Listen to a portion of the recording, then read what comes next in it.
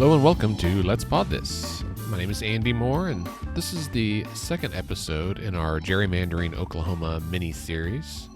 In our previous episode, we visited with OU political science professor Keith Gaddy to get his expert academic insight into the legislative and congressional redistricting process. Dr. Gaddy helped us define some key terms like redistricting and gerrymandering and described how these things are done. Now, since redistricting happens in every state in the country, and because early this year the Supreme Court ruled on the subject, for this episode, Scott and I wanted to speak with someone who has been actively working to end gerrymandering in multiple states. For that, we reached out to an organization named Common Cause and were able to speak with their redistricting specialist, Dan Vicuña. Common Cause has been actively involved in the fight for fair and transparent maps in multiple states, even when that fight means they have to, file lawsuits and take it all the way to the Supreme Court. So, while last week's episode, Dr. Gaddy described how the redistricting process happens, and in particular how gerrymandering happens, in this episode, Dan Vicuña describes the process of changing the process of redistricting and gives an argument for maybe why we should. Okay, on that note, I'm going to stop talking and we'll just let you listen to the interview. We're joined now by Dan Vicuña from Common Cause. Hello, sir. Hey, thanks for having me. I appreciate it. Thanks for joining us, Dan. Tell us maybe just a little overview of who you are and a little bit about Common Cause as an organization. Yeah, so I'll start with talking about Common Cause and sort of where I fit in. So Common Cause is a democracy organization, essentially. Our goal is to ensure that ordinary Americans have a voice in the political process. We do that through a number of reforms. We have a robust voting rights effort to ensure that folks have access to getting registered and to cast a ballot. We do that through opposing consolidation in the media to ensure that there are diverse voices that bring the news to people at the local level and national level. We work on campaign finance reform, ensuring that we can we're trying to reduce the influence of big money in politics.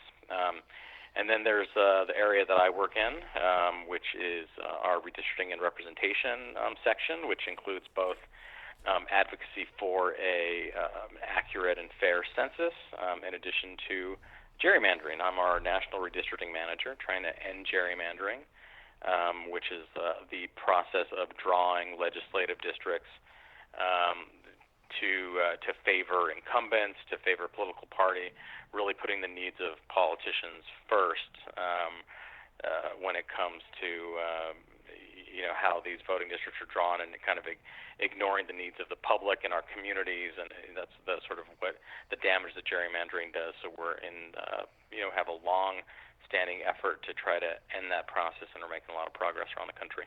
Sure, and so you guys have worked in a number of states on the issue of gerrymandering and redistricting. Can you give us like a brief overview of your involvement in different states and what that's looked like? Yeah, so it really kind of runs the gamut. I think one of the efforts that we kind of led that's become a model really for other states was right here in California. So I sit in our Los Angeles office working for Kathy Fung, who was really the driving force behind the creation of California's Citizens Redistricting Commission. The primary problem we see with redistricting done by politicians is that there's obviously a clear conflict of interest there. They have a desire to draw districts that, again, don't necessarily reflect the needs of the community and what fair representation would be for the public. What they tend to focus on is ensuring their own reelection, partisan advantage for whatever political party they belong to.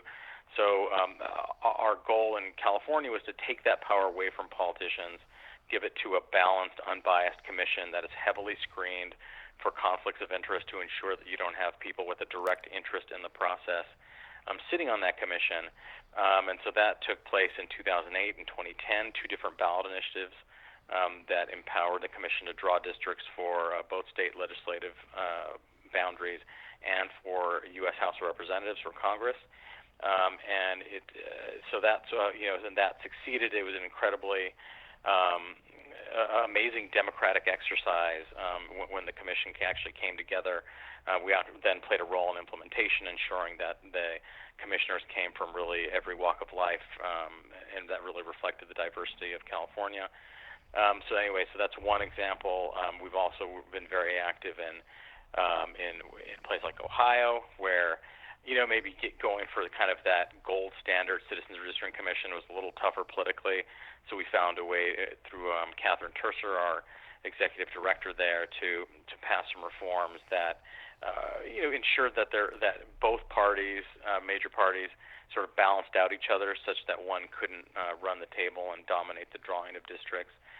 We supported efforts in Florida, which to create a couple of constitutional amendments that added explicit language to the state constitution prohibiting the drawing of districts to benefit a party or candidate. And then when elected officials just ignored that law, we were able to use it as a weapon to sue them and get a new congressional and state Senate map in the state. So our efforts are really sort of far-reaching in terms of legislative lobbying, supporting ballot initiatives. We in 2018 alone, we saw 5 states pass redistricting reform. As far as we can tell, that's unprecedented in American history to see that kind of momentum in 1 year on this issue. So, we hope and I believe that it will continue.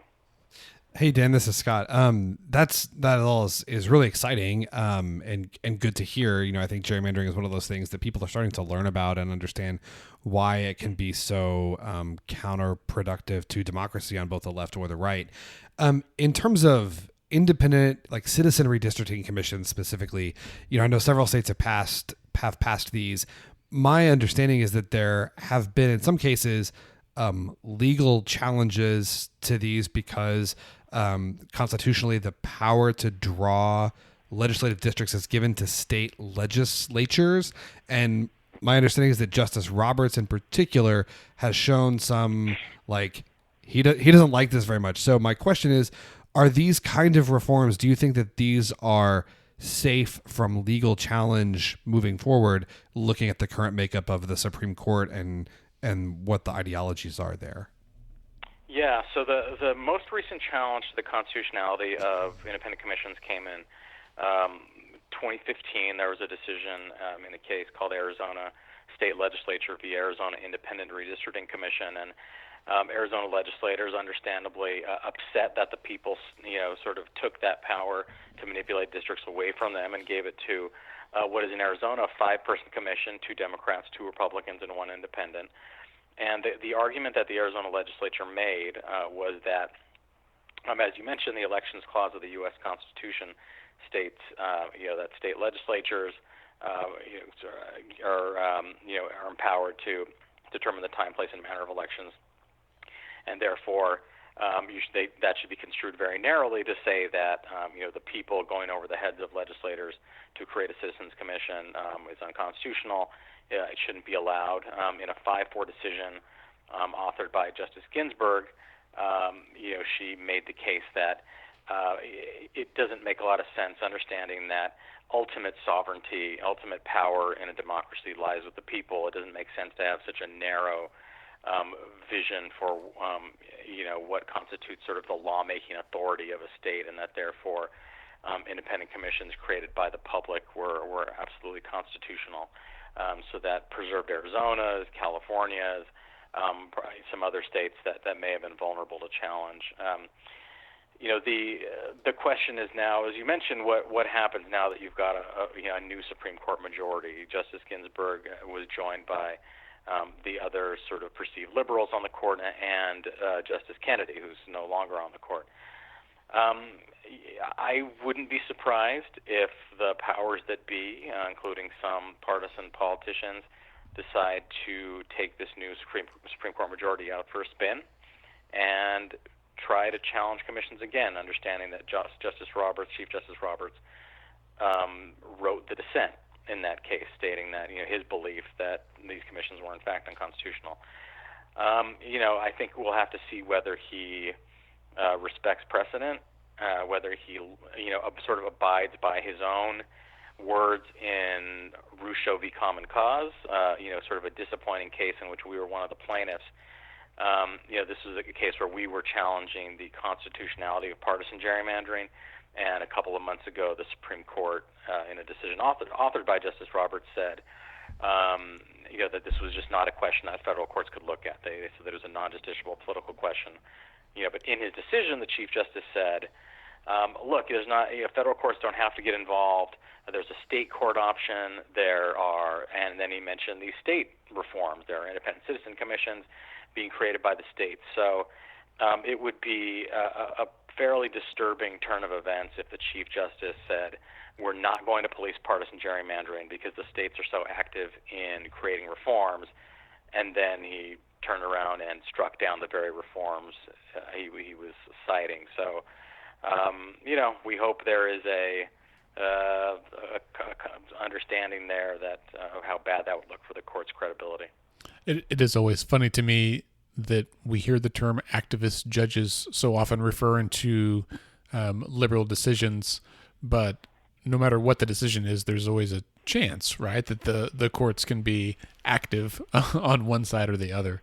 And this one, yeah. I think, is particularly interesting because of what you just said, that you've got the Chief Justice that has openly ruled one way, and then there's questions that he might rule the other way. And I'm no Supreme Court scholar, but I know that typically the issue of precedent weighs very heavily over them. However, it's a brave new world out there, and so we'll see what happens.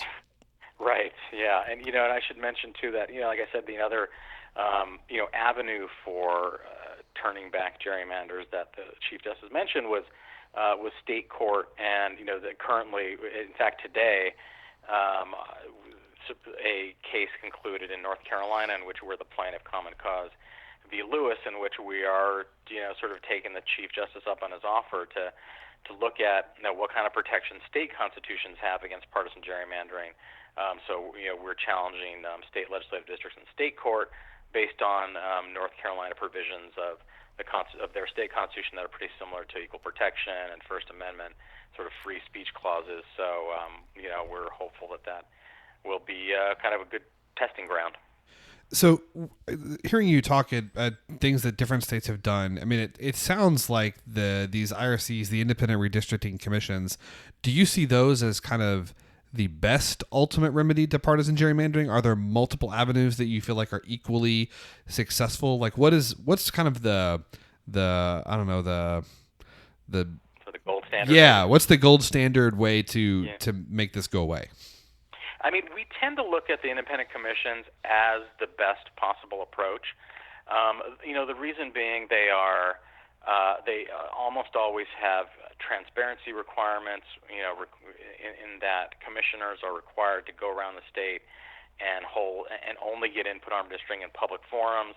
They have partisan balance, equal numbers of people from the two major parties. So you really kind of neutralize partisanship as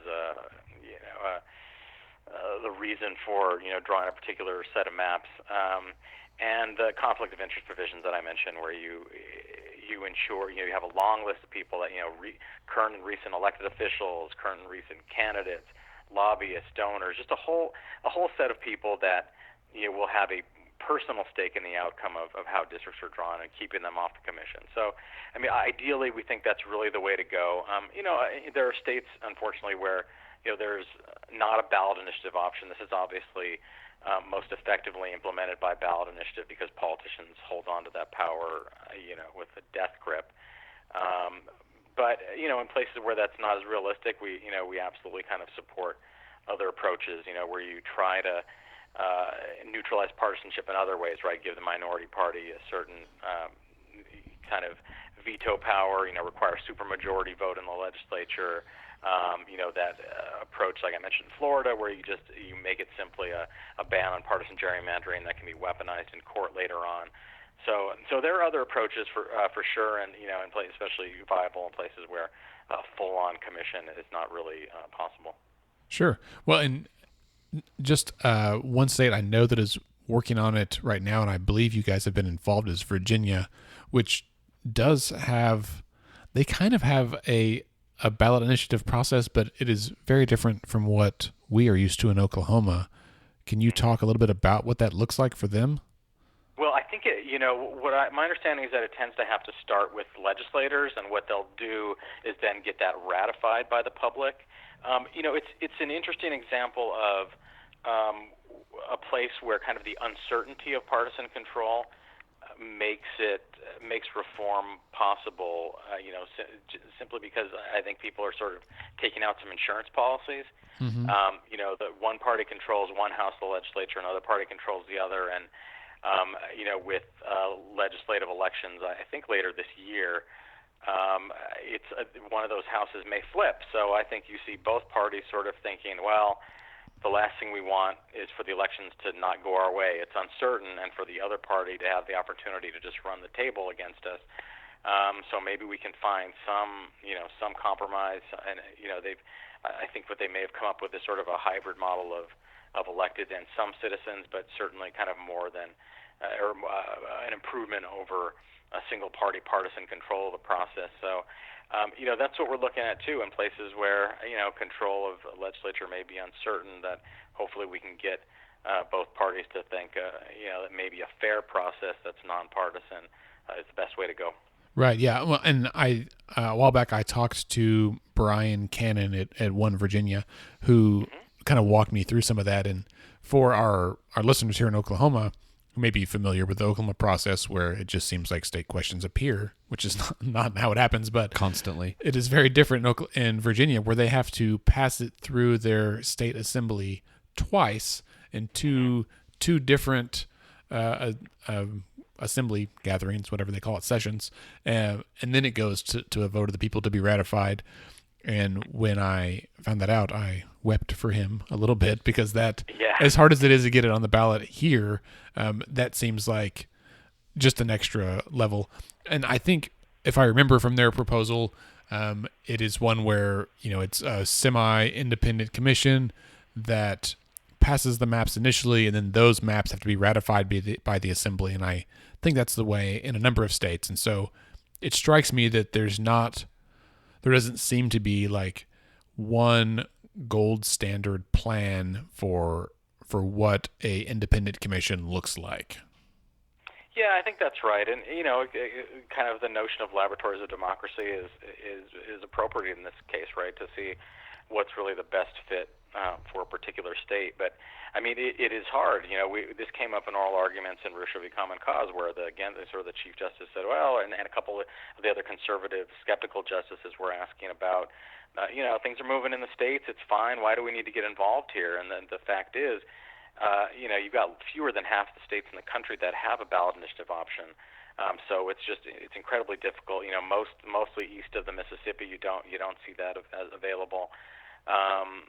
So that's why we sort of urged the court to act, because there was really no other way to enforce basic constitutional protections than for courts to get involved. But they saw things differently. So now we go to the ballot where we can, shame legislators where we have to, and and sue in state court where that's an option too. So just keep at it.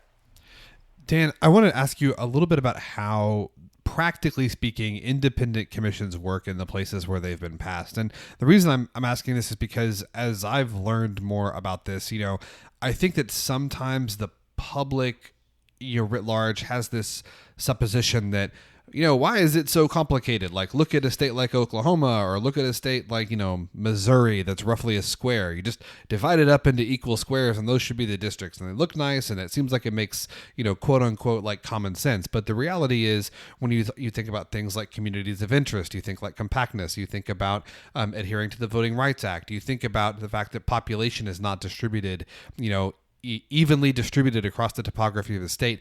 Drawing districts that are adherent to all of those standards, that are also representative, especially when you consider how sorted we are as a society now as compared to what we were even 15, 20 years ago. like drawing districts seems like it could get fairly complicated. So do these independent commissions, are they experts? Do they consult with experts? What typically happens to get the districts done? Yeah, I mean, they're not necessarily, they come in with, I think, certain expertise that's more related to the ability to be, they're a past of being civically engaged, of ability to run a meeting, to listen, to take in a lot of input and then make decisions, that to kind of come to the best conclusion possible based on that input. They get important kind of legal training on, sort of the technology being used to draw districts, to get, the legal framework, requirements of the Voting Rights Act. I know in the case of at least one commission, what they did was, so they went around the state. In California here, there was at least 100 different public meetings. Maybe not all of them had all 14 commissioners, but some configuration of the commissioners, to really hear people's stories about what their communities are. There are some organizations and some individuals who are committed to redistricting reform from sort of a, kind of a partisan fairness perspective, right, that their primary concern is really about ensuring that one political party doesn't have advantage over the other. I would say Common Cause comes at it from a slightly different perspective, in that our concern is about giving the people a voice, right, ensuring that they can go to decision makers who are actually interested in hearing their input about what their communities are, and then having those decision makers make the best possible choices they can about which community should be kept together for purposes of effective representation. And so, what you see is these commissioners going around the state and getting that input. And you can never obviously make every community happy, but I think in the situation where you have an independent commission that excludes political insiders, people are given the feeling, correctly so, that they have really been listened to. And on a technical level, I know that the commissioners sometimes start with Voting Rights Act districts. You can't simply go and we make just a bunch of sort of compact squares, rectangles, or whatever the case may be, because you do have to start with Voting Rights Act districts to ensure that people of color have an opportunity to elect candidates of their choice under certain circumstances. So California commissioners at least decided to start from there. Besides that, just generally are following a listed criteria, about adherence to federal law, equal population, Voting Rights Act, keeping communities of interest together, compactness. Just a set of nonpartisan criteria that are designed to ensure that districts really put the people first. Beautiful. Yeah. Dan, I really appreciate you taking the time to talk to us today. Maybe let's end on this note, and that question is, why do you do what you do? Like, why is this so important? Redistricting, as you mentioned, I think used to be sort of a wonky issue that a core number of political folks kind of knew was important, but it didn't necessarily kind of capture the popular imagination. But I think you're seeing a difference now, where people understand that it gets to the heart of what democracy is at its core, which is the ability to hold elected officials accountable for their actions. I mean, if you don't have a voting system that allows that, I mean, I don't know to what extent you can even call it a democracy. So, ensuring that the districts are not manipulated such that the outcome of them is preordained, that you shouldn't be able to know in advance for any election, let alone for an entire decade, which is what modern technology has allowed map makers to do, to predetermine for that entire decade what the outcome is going to be. And that outcome will withstand even the largest sort of sweep of voting sweeps like in 2018, where Democrats took the House of Representatives, but yet a gerrymander in North Carolina was untouched, still a 10-3 split in favor of Republicans. So if you can't hold elected officials accountable because of the way districts are drawn, it's really not a democracy. So that, so giving the people a voice, giving them an opportunity to throw the bums out when they deserve to be thrown out, that's really at the core of why we do this. That sounds perfect. All right. Dan, again, thank you very much, and I hope you enjoy your weekend. Thanks, Dan. All right. Thank you. Thanks again to Dan Vicuña and Common Cause for making time to visit with us. As you can see, redistricting has far-reaching implications for our democracy, and yet most voters have no idea how it happens, and many aren't even aware that it happens at all. I will admit I fell into that camp until just a few years ago, and now that I'm aware, man, wow. I think this is clearly one of the areas where Oklahoma could make some real changes and really help our state government be more fair and transparent and to work better for all of us. So next week, we're going to dig a little bit deeper into the issue of redistricting and gerrymandering and present a slightly different perspective on the subject. I'll be honest, I want the next guest to be a bit of a surprise, so I'm just going to leave it there and let you hang on it. And you'll have to tune in next week to find out what it's all about. As a reminder, we have 3 community conversations about good governance coming up in the next few days. On Saturday, September 7th, we'll be in Tulsa at the Nathan Hill Library at 10:30, and then in Bartlesville at the public library there at 1:30. And then on Monday, September 9th, that evening at 7, we will be in Norman at the West Wind Unitarian Universalist Church. You can find details about all of these events on our Facebook page, facebook.com/letsfixthisok, or on our website, letsfixthisok.org. All right. Well, thanks for tuning in this week. Please take a quick moment to rate our podcast on Apple Podcasts and maybe send a quick tweet or Facebook post about how much you like it. Our show, like everything we do at Let's Fix This, is designed to help inform and explain some of the complicated parts of our government for Oklahomans so that we can all be more involved and understand where we can make a difference. And our hope is that you get something out of that from this show, and we would really love it if you would share it with your friends as well. This show is produced by Scott and me, and our theme music is from the Sugar Free All-Stars. Let's Pod This is a member of the Mostly Harmless Media Network. And I want to skip the rest of the outro because you've heard it 200 times already. Have a great week.